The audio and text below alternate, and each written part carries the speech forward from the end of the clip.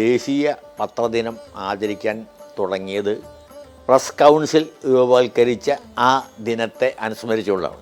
അതായത് നവംബർ 16 ആദ്യത്തെ press council നിലവിൽ വരുന്നത്. പക്ഷേ പൊതുവേ നമ്മൾ ഈ പ്രസ് കൗൺസിൽ എന്ന് പറഞ്ഞാൽ അതിൻ്റെ ചുമതലയായിട്ട് ഓർമ്മ വരിക പത്രധർമ്മത്തിൻ്റെ ഒരു പരിരക്ഷയ്ക്ക് വേണ്ടി രൂപവൽക്കരിച്ച കൗൺസിൽ എന്നാണ്. പത്രക്കാരുടേതായ കൗൺസിൽ. പുറത്തുനിന്നുള്ള ആൾ അതിനകത്ത് പാർലമെൻറ്റിലെ പ്രതിനിധിയുണ്ട്. അങ്ങനെയല്ലാതെ പത്ര ഉടമസ്ഥർക്കും പത്രപ്രവർത്തകർക്കും പ്രത്യേകം പ്രാതിനിധ്യം കൊടുത്തിട്ടുള്ള ഒരു ആഭ്യന്തരമായി തന്നെ നിയന്ത്രിക്കേണ്ട ബാഹ്യ ഇടപെടലുകളില്ലാതെ പത്രസ്വാതന്ത്ര്യം സംരക്ഷിക്കാൻ വേണ്ടി ഉണ്ടാക്കിയിട്ടുള്ള ഒന്നാണ് പ്രസ് കൗൺസിൽ. അപ്പോൾ അതിൻ്റെ ആ രൂപവൽക്കരണവുമായി ബന്ധപ്പെട്ടിട്ട് പത്രദിനം ആചരിക്കുമ്പോൾ പത്രധർമ്മത്തെക്കുറിച്ചാണ് നമുക്ക് ആദ്യം ഓർമ്മ വരിക. പക്ഷേ ഇന്ന് അതൊരു വഴിപാട് പോലെ ആയിട്ടുണ്ട്.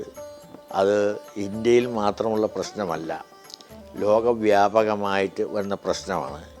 അത് ഈ ദൃശ്യമാധ്യമങ്ങളുടെ വളർച്ചയോടുകൂടി മാത്രമല്ല, പൊതുവെ ഇലക്ട്രോണിക് മീഡിയയുടെ വളർച്ചയും ഈ ഓൺലൈൻ ജേർണലിസം വന്നിട്ട് ഏത് വ്യക്തിയും ഒരു പത്രപ്രവർത്തകനായിട്ട് കണക്കാക്കാവുന്ന അവസ്ഥ വന്നു.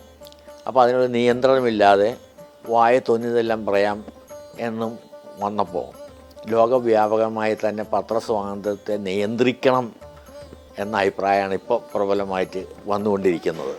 ഉത്തരവാദിത്വമില്ലാതെ ആർക്കും എന്തും വിളിച്ചു പറയാവുന്ന ഒരു വേദിയായി ഈ മാധ്യമങ്ങൾ, പ്രത്യേകിച്ച് അച്ചടി മാധ്യമങ്ങളും ഓൺലൈൻ മാധ്യമങ്ങളും മാറി എന്നുള്ളതാണ്.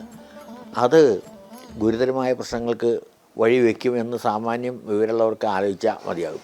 മാധ്യമങ്ങൾ ഒരു കാരണവശാലും തമസ്കരണം ഒരു നയമായി രൂപവൽക്കരിക്കരുതെന്നാണ് എൻ്റെ അഭിപ്രായം. ഞാൻ സ്വയം തമസ്കരിക്കപ്പെട്ട ആളാണ്.